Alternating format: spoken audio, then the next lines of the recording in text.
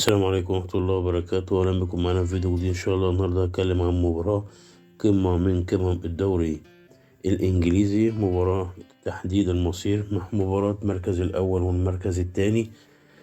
يعني مباراة يطلق عليها حسم الدوري بنسبة 90% ما بين الأرسنال والسيتي. الأرسنال متصدر ب50 نقطة ل45 جون وعليه 17 هدف، جاء من خسارة أخيرة مفاجأة من على أرض إيفرتون في ليفربول 1-0، وجاي المباراة هتحسم اللقب. عندك السيتي ماشي في المركز التاني وراه 45 نقطة، ليه 53 هدف وعليه 21 هدف برضه، وجاي من خسارة أخيرة مفاجأة من على أرض توتنهام 1-0.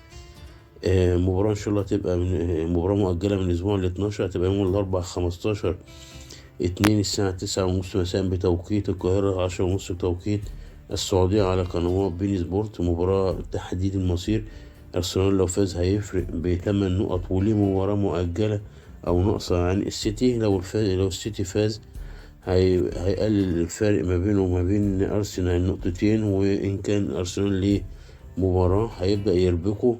يعني مباراة صعبة أوي، مباراة تحديد المصير. لو تعادلت يفضل وضعي كما هو عليه، وإن كنت أقرب نسبة كبيرة أوي للأرسنال بدأ يحسم الدوري.